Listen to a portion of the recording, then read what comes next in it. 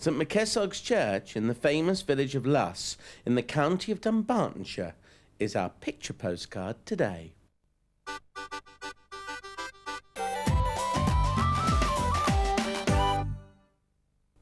Luss probably gets its name from a French corruption of Lys, as in fleur-de-lis. This little church has featured regularly in the drama series High Road and is a most extraordinary site of 6th century graves.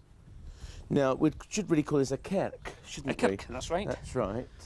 And Church of Scotland, this would be? Church of Scotland, that's right. Is this... Kirk, probably the name kirk itself comes from Scandinavia. They use that word there. It's the same in Germany as well, kirk, and it probably came from Scandinavia. Here's that. One of the old stones here. This is called the McFarlane stone. Better death remains... Can't quite read it, but 1612. Matthew, and done the interesting skull and crossbones. We saw one of those in Newchurch in Pendle in Lancashire. Ah, yes, there, and lots of people thought it's actually where one of the Pendle witches were buried. Oh, right, yes. But it was probably that was the thing that they used to actually put on gravestones. That's right. It was just a sign of death. It didn't mean anything else. Your own mortality. Remind you of your mortality, right. Gordon. This cold weather, you never know, you know. But you don't wear anything underneath that anyway, do you? Oh, true Scotsman, right to the end. Here's part of the it's not true, because his knicker elastic's gone, and he has to keep pulling it up, don't you? Here's part of the old church here now, from 1770. You can just see parts of it there. Here? Yep, and a little part over to the side here. Right. So it's nice that these little bits are still around. Where would be the old ruins? Some of the older stones are just round to the right hand side, but there are some very old ones just over here. You can see this one lying here with a flat stone with the snow on top there. This is a pretty old stone. Some of the older stones you can recognise because until about the 16th century nothing was actually written on a lot of stones. It wasn't put in anyone's name, there was just perhaps a simple cross or something. So they didn't really start putting names etc. on until about, I think, the 16th, 17th century.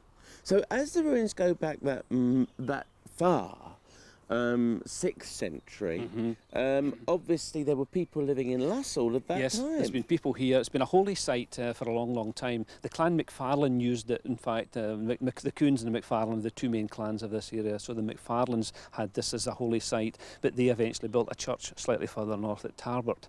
But the Cahoons used this as their main sort of church area. So it's been a holy site going back a long, long way. And one of the famous people who kind of visited here in 1263 were the Vikings, so there's a bit of Viking influence here as well. In fact, we'll show you a Viking grave round the far side there. Have you got one there? Yeah. Before we go around and see that, is this the loch coming round to the church? This is actually the water of Luss, which comes down from Glen Luss, which comes down here. Great river for sea trout and salmon, so good fishing in there as well. I'm just looking at that steeple up there, you know, that's unusual, isn't it? It is, isn't it? It looks more like an Austrian sort of it steeple. Does. Yeah, they've got these little steep steeples like that and a steep roof. Yeah, it's very attractive. Oh, now this must be important because it's got some ironwork round it, a little fence. Yes, it's a rather sad sort of thing that happened to the 11th Baronet of Cahoon, Baronet of Luss, when they were out there in the loch, and a bit of a storm blew up, and unfortunately they all got drowned. Back in 1839, so you don't think of people drowning. I mean, this is a daft thing to say, isn't it? But you only ever think of the seas and oceans. You forget. That must be very deep out there. Well, that's right. The deepest part of Loch Lomond's 630 feet deep, a lot of water. And have you ever been out there when it's been dangerous? I have once. The first time I was actually on the loch, we met some friends. We were at the local youth hostel, and they said, "Come back in our boat." And we thought, this sounds really good fun. When one of those storms blew up, and I was pretty frightened, I'll have to say. I was only about 15, but boy, it gave me a fright. I didn't know about that. Otherwise, I may not have gone on the boat. James, 11th Baronet of Cahoon and Luss, born February the 7th, 1804. He obviously knew how dangerous it was because he lost his life. 1873, yeah.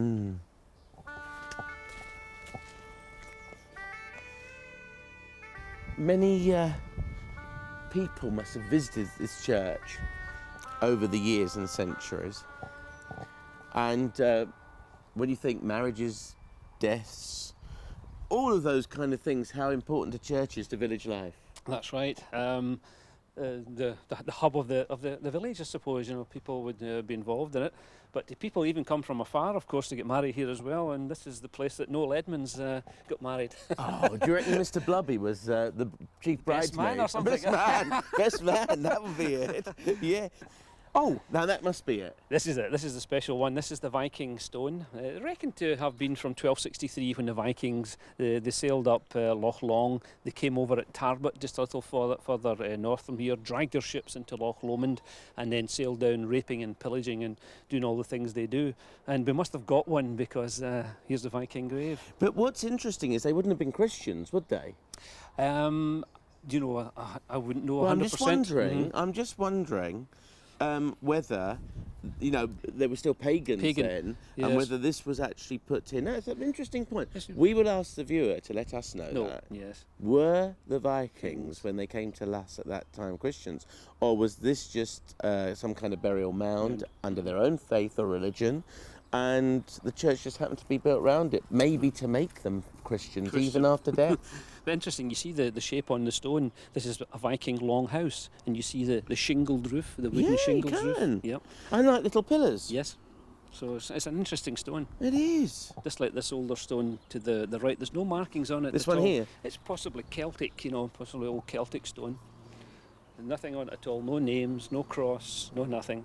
Just a plain stone. So it could be Celtic, or maybe one of the old Cruithne people who used to, you know, live around this area. People call them the Picts, but the real name was the Cruithne. And this may be an old Cruithne stone. So the local tribe was the Cruithne? Yes, that's right. Like a standing stone almost, isn't it? It's the... And in memory of someone? I would think so. Possibly a chief. Gordon, who is this church dedicated to? Which saint? St Kessog. St Kessog, or as the name would suggest on the front, St MacKessog. Now, Kessog was his name, but Ma would be a term of endearment, someone special, MacKessog. So this is St MacKessog. The Laird's Loft? There it is, yes, where the Laird would sit up there, and he had precedence over everyone else. They had their own special bit. In these days, the church was not controlled, but they were called the heritors, perhaps the same in other parts of the UK. They were the landowners, they contributed the money, they had it built, they appointed the minister. It was not a good situation, which obviously was changed eventually. But that was his loft, and I suppose the Laird can still come here and sit up there. Is there still a Laird of this area then? It's still the Cahoons. Oh, yes, right. Still the Cahoons, yes. And what you were telling us, that fabulous vaulted ceiling. Isn't it? That's right. It's like that. It's like a ship that's been turned upside It down. is. Actually, it is. It's just like that. It's just like a big boat that's gone turtle. Been turtle, that's right. Yeah. Do you know what strikes me? It's very interesting because there's lots of churches, obviously, in these islands like it. When you go to Europe, these huge, gaudy palaces, Yes. really, Yes. which are churches. And cathedrals. And yet you come to Scotland, you go to Wales, you go to England, and you see very, very plain places of worship. That's right, yes. The legacy of John Knox up here, presumably. Well, could be, that's right. There's no statues in the Church of Scotland, although some wonderful windows, as you can see, the stained glass windows. And these were there for a good reason, that many people in these days couldn't read or write, and this told the story in picture form, and it was easier for them to understand what happened in the Bible. And there's your fleur de lis. That's it.